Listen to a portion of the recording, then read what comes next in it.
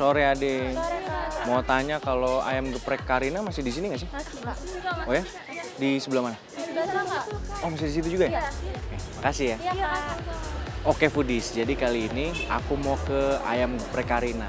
Jadi ayam geprek Karina itu tempat pertama kali aku makan pedes. Dan itu masih teringat pedesnya itu gimana gitu kan.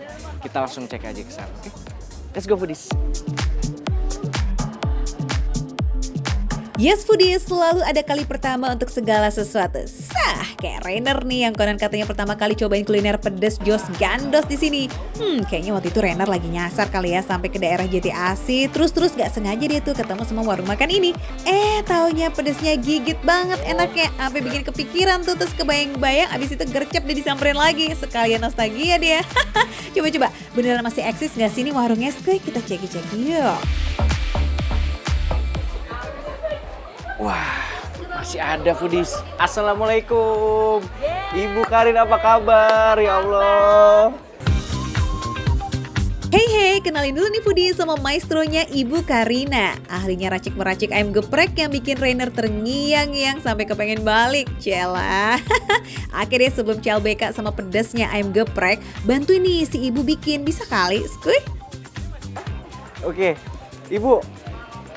Rainer mau ikut ngegeprek ayamnya boleh nggak Bu? Nah, nanti panas itu Nggak apa-apa, tenang aja boleh, Ibu. boleh. Rainer mau share sama foodies semuanya di rumah. Pengen tahu ayam geprek Ibu Karina. Ya, siap. Bahan-bahan untuk membuat si sambal geprek ini gak jauh beda kayak kebanyakan foodies. Ada cabai rawit setan, bawang putih, dan juga garam. Tuh lihat tuh, meskipun kecil-kecil tapi ukuran cabainya lumayan gendat sih foodies. Tapi beneran ini gak ada tambahan campuran yang lain ya? Terus yang bikin spesial apa dong? Nah, kita pakainya minyak jahe.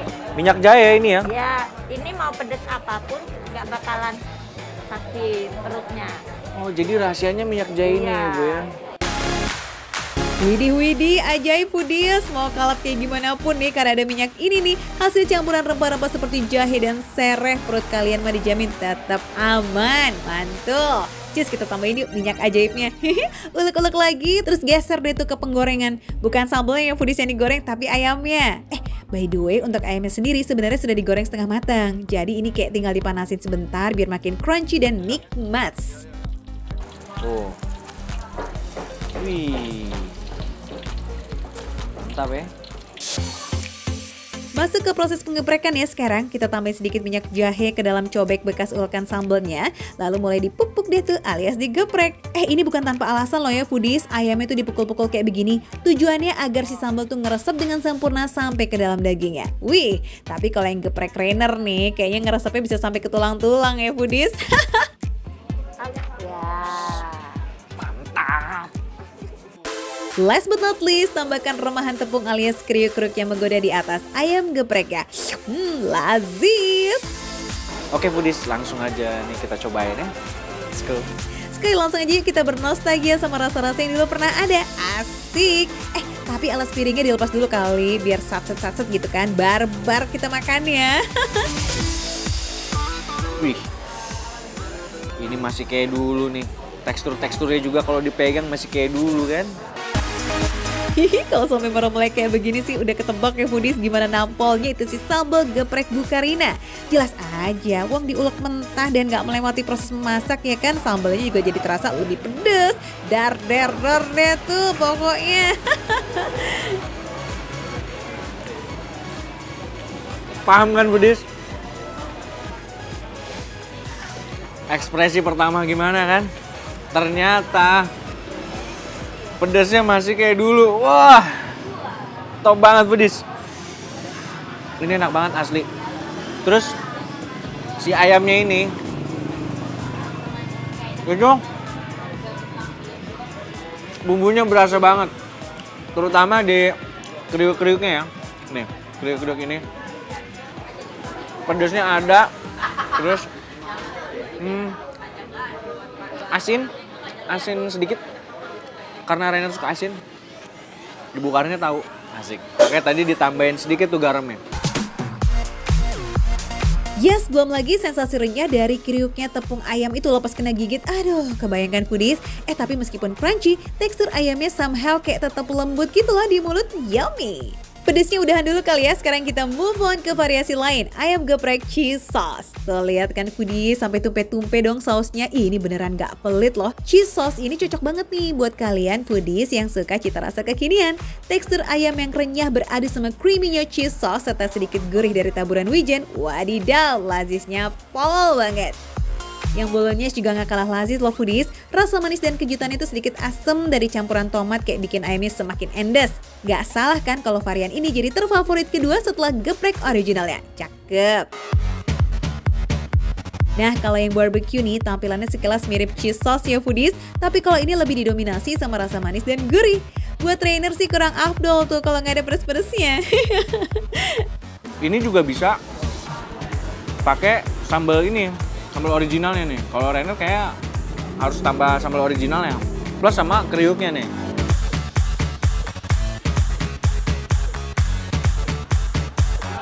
Perpaduan barbeque-nya, ada manis-manisnya plus sambal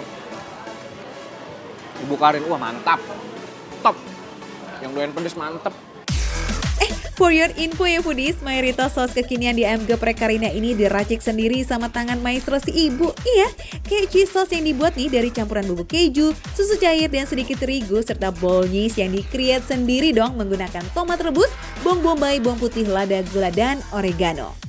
Wah, salut banget ya foodies sama Bu Karina, semuanya beneran dibikin sendiri. Gak salah dong kalau rasanya ini no play-play, unik dan gak ditemuin di tempat lain. Buktinya nih, dalam sehari Bu Karina bisa menghabiskan 10 ekor ayam loh. Satu ayam bisa jadi 10 potong, ya kurang lebih 100-an porsi lah ya, itu ludes dalam satu hari. Wow. Eits, harganya juga mursidah bingit, range-nya mulai dari 13.000 aja sampai 16.000. Waduh, nostalgianya bener-bener gak bikin kantong boncos ya. Original, ini tetap juaranya untuk Rainer. Juara pertamanya adalah tetap yang original dari dulu. Ini pedesnya gokil. Ini mantep banget foodies. Pedesnya enak, mantep.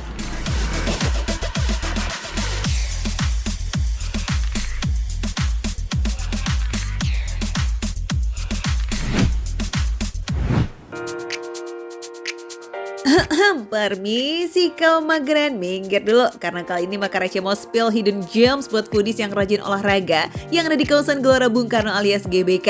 Ada sop buah yang enak dan segernya banget, nget foodies. Cocok ya kan ngademin gerah habis olahraga. Porsinya juga tumpe-tumpe. Wah, urusan harga mah so pasti receh, makanya rame dan juga viral. Nih, kelar olahraga, Anastia Praditya juga mau OTW nih grebek sop buahnya. Kita ikutan ya. Hai foodies, udah nemenin aku olahraga, sekarang saatnya kita buat nyobain kuliner deket GBK. Katanya ada yang dekat, rasanya enak, buahnya banyak, sop buah yang super seger banget. Udah terkenal viral di Instagram dan ini rekomendasi dari temen aku yang suka lari nih deket GBK.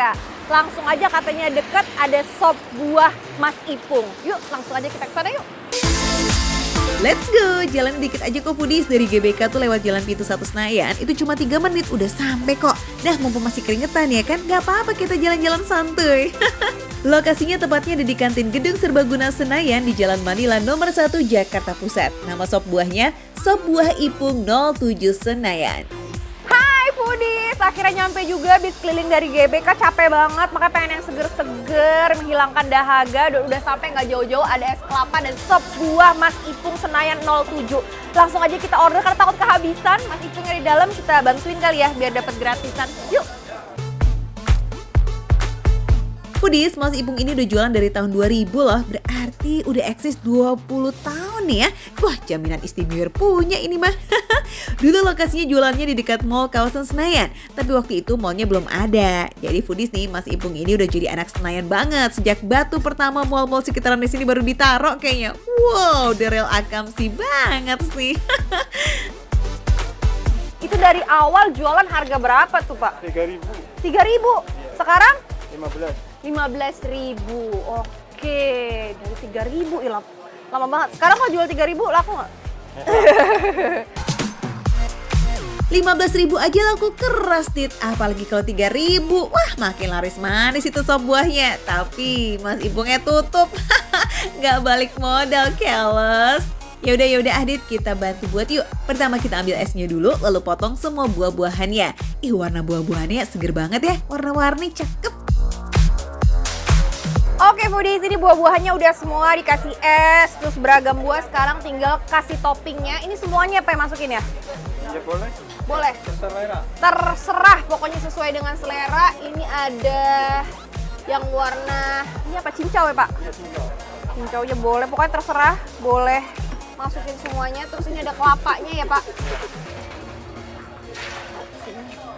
Gak muat ini mangkoknya, 15.000 loh sebanyak ini, ampun. Tuh kan foodies, beneran no tipu-tipu, no gimmick-gimmick lah, ini porsinya asli tumpe-tumpe. Koi lanjutin dikuahin ya, pakai kental manis, sirup pisang Ambon dan gula. Tereng, jadi deh sebuah viral. Mau? Kita cobain ya foodies.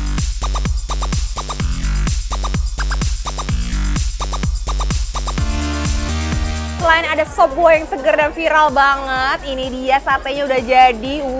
Ternyata gede banget seporsinya.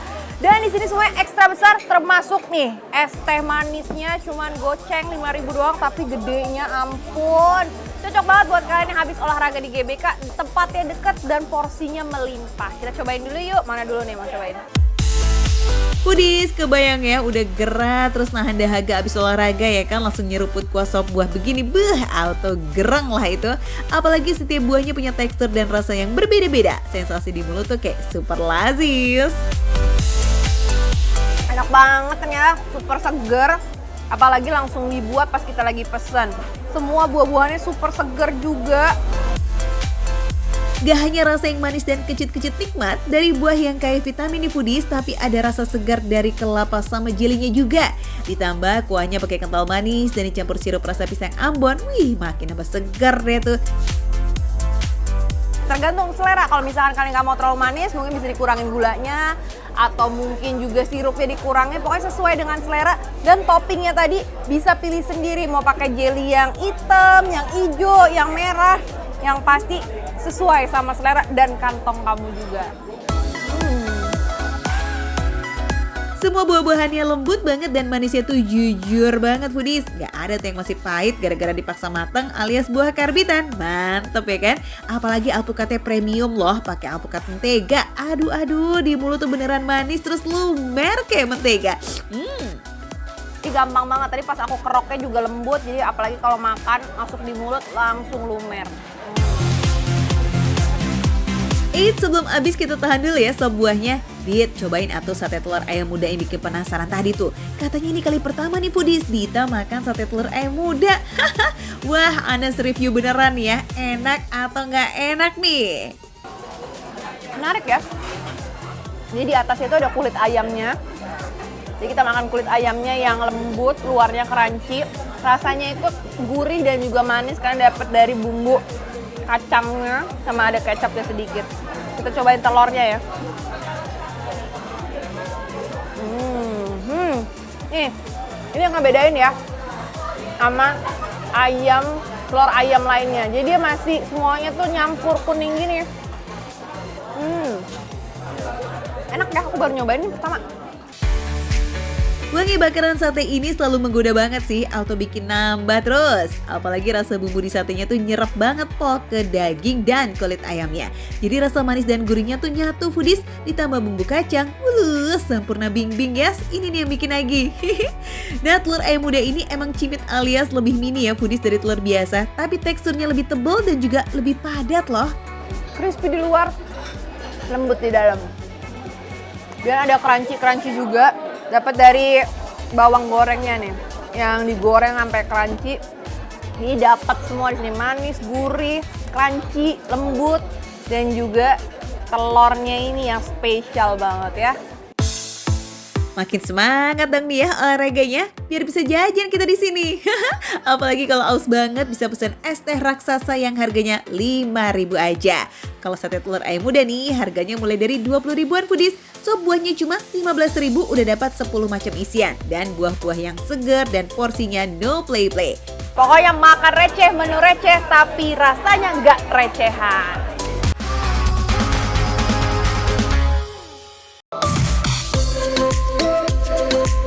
Foodies, coba tebak, adik-adik ini lagi pada jajan apa yuk? Eits, ini bukan cilok dan juga bukan somai ataupun batagor ya. Tapi ini adalah sate bohongan. Ya, sate bohongan yang rabenya gak ketolongan ini dijual oleh Pak Baroto. Jajanan ini dinamakan sate bohongan karena isinya bukanlah daging ayam, kambing, ataupun sapi. Nah, yang menjadi isian sate ini adalah cilok Foodies. Gak ada yang nyangka kan kalau sate ini terbuat dari tepung aci?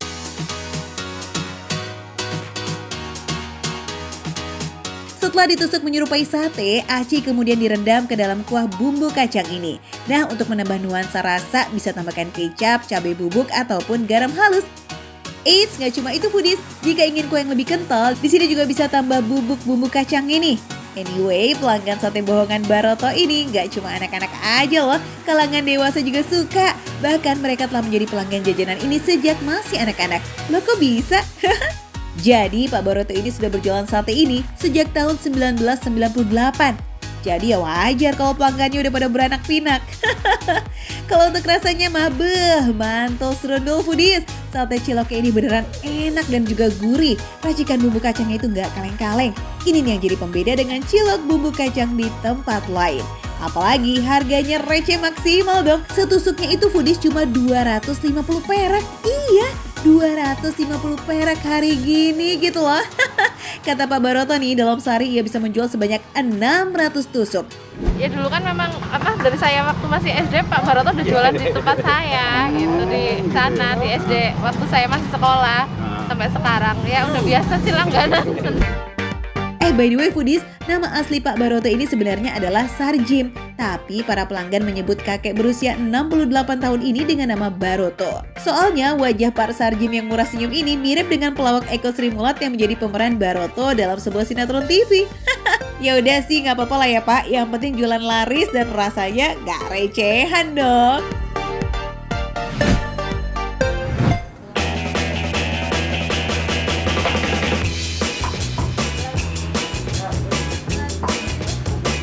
Foodies, perkara kantong cekak tuh emang gak bisa disepelein. Soalnya menyangkut kebutuhan pokok hidup, ya kan? Yakni makan.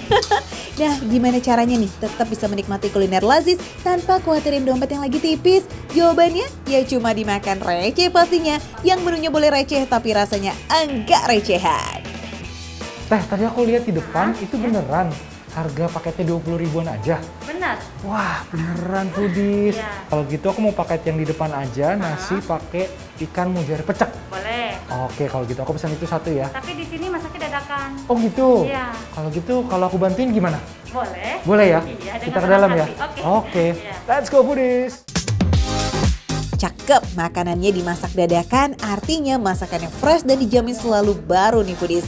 Kuliner khas Betawi ini identik dengan kuah sambelnya yang pedas. Tapi sebelum itu kita siapin dulu nih mujairnya Foodies. Ikan digoreng kurang lebih 4-10 menit tergantung selera ya, pengen setengah kering atau yang kering sekalian.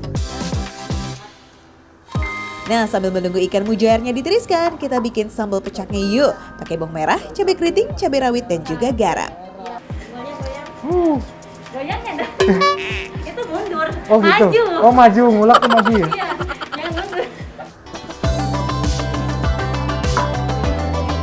Akhirnya selesai juga nguleknya. Setelah itu sambalnya dipindahin ke mangkok ya Foodies, kemudian diberi perasan jeruk nipis, ditambahin air, diaduk lalu siram dia di atas ikan mujair yang udah nangkring duluan di piring saji.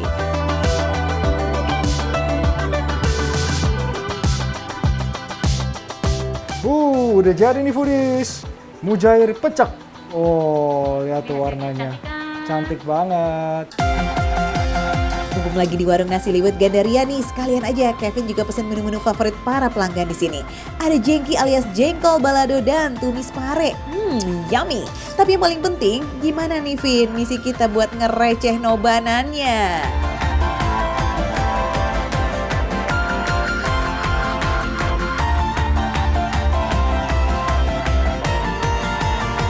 Ini pas kita makan Foodies, wanginya tuh langsung berasa banget, seger, terus nggak terlalu pedas, jadi bumbunya tuh masih berasa banget semuanya.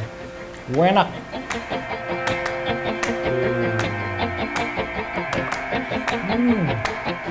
Ini nasi liwetnya empuk banget. Terus pas kita makan juga wangi, masih panas, enak banget. Kayaknya sih kesan pertama icip nasi liwet mujair sambal pecaknya sukses nih foodies. Biarpun katanya sambal, tapi ternyata pedesnya masih sopan loh. Jadi bukannya kapok kan, Kevin malah ketagihan tuh dia. Sebenarnya Kevin agak susah makan pedas, tapi ini karena sambalnya enak banget, Kevin makan terus.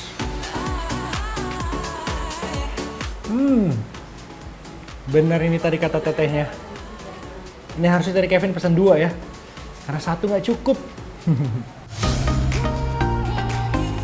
Nah kan, ada yang nyesel. Ya udah sih, nanti pesan lagi aja buat dibawa pulang. Oke, sekarang kita lanjut dulu icip menu berikutnya. 2 menu ini serupa tapi tak sama nih foodies. Yang pertama ada jengkol balado kecap. Ya, baladonya pakai kecap. Wah, gimana rasanya ya?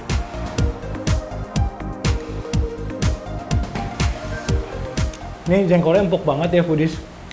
Dan sebenarnya Kevin jarang banget makan jengkol, tapi ini enak foodies. Kalian harus cobain. Kunci lazisnya kuliner ini ada pada kecapnya yang ngeresep banget ke dalam jengkol. Jadi rasa jengkinya tuh sedikit unik foodies. Teksturnya jengkol tapi rasanya mirip semur. Tapi pedas juga seperti balado. Nah beda bumbu beda rasa dong ya. Kalau yang ini nih jengkol balado foodies. Ngeliat warna merah bumbunya kayaknya mau pedas ini ya.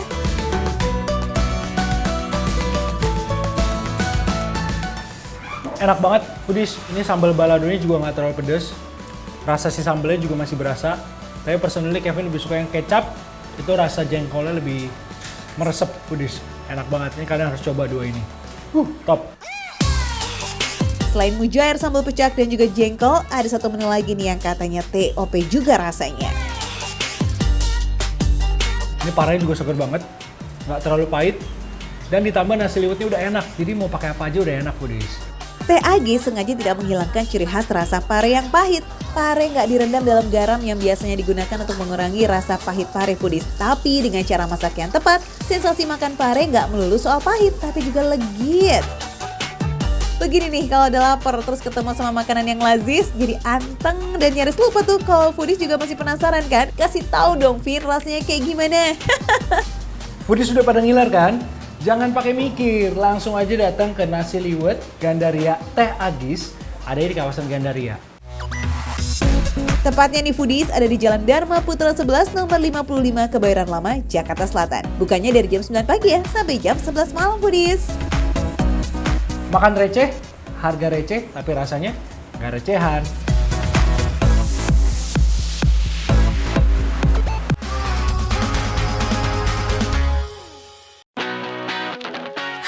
Para foodies yang doyan kulineran lazis dan unik, tapi tempatnya ngumpet, cobain banget nih melipir ke warung Hidden Gems yang satu ini. Tempatnya sih di pusat kota, tapi nyempil tuh di antara deretan ruko-ruko, tapi untungnya akses transportasi umumnya sih juara. Pakai MRT Blok M turun lift jalan dikit deh tuh, sampai deh. Kirain sepi jam segini. Ternyata udah ramai aja foodies tuh, udah ngantri. Kalau dilihat-lihat, samping kiri kanannya semuanya kayak masih tutup kan. Nah, karena di sini di HK Dimsum ini 24 jam. Abis ini kita langsung ke atas lihat di atas kayak gimana bentuknya, oke?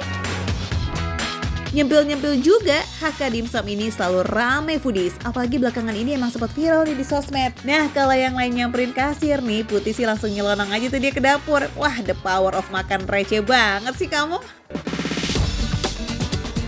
Capek foodies, abis nempelin ininya nih. Sini, ini kira-kira ada 105 butir lah ya. Percaya nggak? Nggak kan, nggak mungkin juga aku nempelin ini satu-satu. Nggak di. Jadi aku mau goreng ini, kelihatan kan kalau dari bentuknya apa? Onde mande. Nah, ya, onde mande. Nggak salah lagi, onde foodies. Langsung aja kita goreng, nih onde-ondenya spesial banget loh. Kalau nggak percaya, tunggu aja, nanti kita cobain. Sekarang goreng dulu. Nah, pada salfok nggak sih namanya HK Dimsum, tapi kok jajannya onde-onde sih? Di sini emang menunya komplit banget sih foodies. Dari siomay dimsum, ceker steam, lumpia steam, sampai onde-onde ada deh tuh. Onde bukan sembarang onde nih, spesial banget isiannya. Ada varian wijen hitam sama salted egg. Wow, pecinta salted egg kayaknya wajib banget dicobain onde ini nih, termasuk Putih. Emang ngincer banget dia tuh si onde salted egg-nya ini nih foodies. Sambil nunggu onde-ondenya digoreng, lanjut yuk bikin menu lainnya nih. Cheng Fan Udang foodies. Kirain ini tepung yang udah jadi adonan gitu loh foodies, ternyata di kain. Kain ini gunanya buat alas adonan tepung sagunya foodies. Jadi setelah disimpan di atas steamer, baru deh tuh adonannya dituang ke alas kain ini.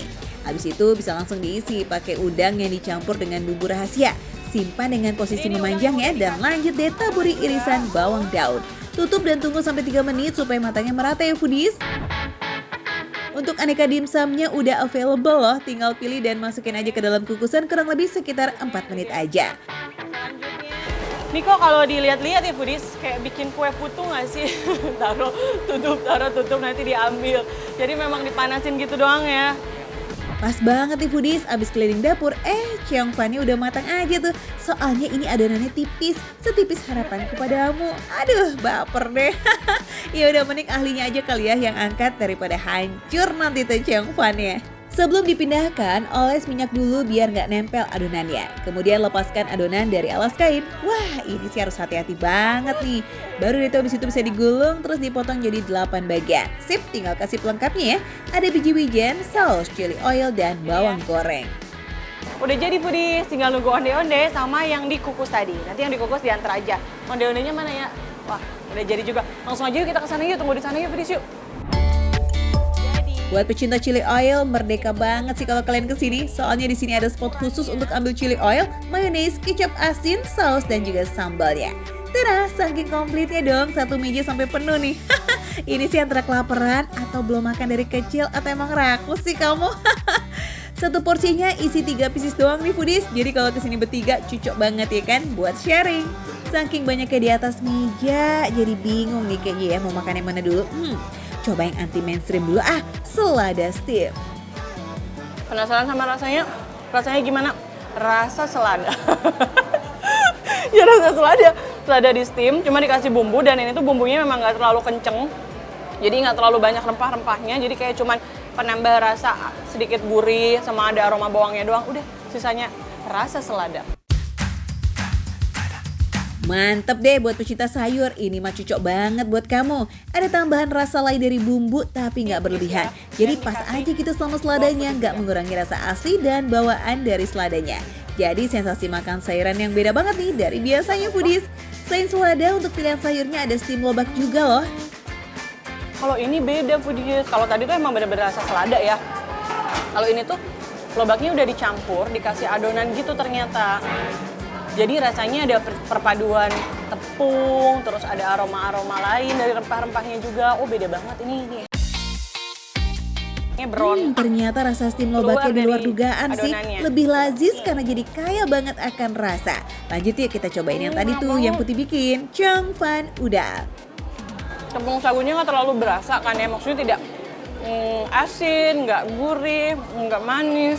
Cuman kayak pure tepung sagu doang, tapi dalamnya itu kan ada udangnya. Sama yang paling penting itu cocolan si kuah ini, itu yang ngelengkapin rasanya jadi lebih lebih berasa banget gitu si bumbu-bumbunya. Wow, ternyata masih banyak yang belum disantap nih foodies. Cislah cobain yuk bakso sapi kulit tahunya. Menu ini jarang-jarang nih ditemuin juga ya kan di tempat lain. Isinya emang daging cincang semua, tapi dagingnya tuh dibuat nggak terlalu halus, jadi masih ada kayak kalau digigit ya emang ini daging gitu, berasa banget dagingnya. Nah, rasanya ini sebenarnya sederhana banget ya, nggak terlalu banyak rempah-rempah. Jadi kayak cuman ada si saus yang tadi sama. Jadi sausnya itu memang sama ya. Semuanya pakai saus atau kuah nih disebutnya ya. Nah, tapi ada bawang putih dan yang bikin rasanya semakin mantap tuh sebenarnya ini. Yups, chili oil adalah cocolan yang wajib banget, pokoknya no debat. Gak bakal deh nemuin lagi chili oil yang rasanya kayak begini di tempat lain kayaknya. Malah kayak rasanya tuh ninggal dan bikin nagih. Jadi kayak bikin kepengen balik lagi dan lagi deh nih ke HK Dimsum. Wah gawat. Ini tuh nggak pedas. Dan ada aroma-aroma khasnya gitu, jadi begitu ini masuk mulut. Ada aroma apa tapi aku nggak bisa ceritain sama foodies gitu. Duh, saking lazisnya ya ini chili oil sampai gak bisa berkata-kata tuh foodies. Sekarang giliran cocol lumpia udang kulit tahunya. Di sini stok udangnya tuh harus banyak banget, melimpah banget karena beberapa olahan itu isinya udang, rata-rata udang. Dan udangnya di sini memang udang yang benar-benar udah dikupas, terus dagingnya doang dan berasa banget si udangnya ini. Yang gede gitu loh. Menu gurih-gurihnya udah selesai diicip nih, meskipun masih ada steam ceker, somai, dan lumpia steam. Tapi menu-menu ini udah sering banget ya ditemuin, jadi lanjut aja lah sama menu manisnya skuy. ini mantau nih isinya apa gitu. Nah, pasti pada penasaran kan? Iya kan, pengen tahu isinya apa. Ketahuan gak pernah makan mantau. Sama, aku juga baru sekarang makan mantau lagi, kosong. Gak ada isinya, karena ini bukan bakpao, ini mantau. Nah sekarang udah gak penasaran lagi kan sama isinya? Udah jelas-jelas ini namanya mantau ya, udah pasti ada isinya. Jadi roti bulat khusus khas Tiongkok ini emang sengaja dibikin polos sebagai hidangan pendamping foodies. Mantau ini bakalan lebih lazis lagi kalau dicocol pakai susu. Ini mantau sama kayak kue bantal. Udah kue bantal nggak? Hampir mirip rasanya gitu, jadi nggak usah penasaran ya. Terakhir, penasaran banget gak sih kepengen makan onde-onde salted egg-nya tuh alias telur asin? Jarang banget nih ya foodies kita bakal nemuin ini di tempat lain dan emang jadi primadonanya di sini. Hampir semua meja pesan onde-onde telur asin ini. Wow, emang segitu enaknya ya? Jadi kalau bayangan kalian, telur asin ini bakal amis, ya kan? Aroma telur asinnya nggak sama sekali, nggak ada aroma telur asinnya sama sekali, dan ini tuh rasanya manis. Udah bukan kayak telur asin yang gurih, terus bener-bener telur doang. Tapi udah dicampur, udah diadon, jadi dia tuh rasanya masuk banget sama onde-ondenya. Bagian menggiurkannya itu pas onde-ondenya dibelah itu loh. Telur asinnya lumer banget foodies. Isiannya penuh, adonan ondenya tuh kayak juga padat dan crunchy. Nah saran nih ya, kalau mau makan onde-onde ini belah dulu pelan-pelan bagian ujungnya. Biar isiannya nggak muncrat atau jatuh deh tuh. Jadi jangan main gigit-gigit aja ya. Apalagi kalau masih panas tuh. Wah gawat deh tuh, nggak cuma telur asin yang nggak selamat, lidah juga bisa kepanasan. Soalnya panas di bagian dalamnya itu lumayan tahan lama foodies. Makan receh, bener receh tapi rasanya nggak recehan.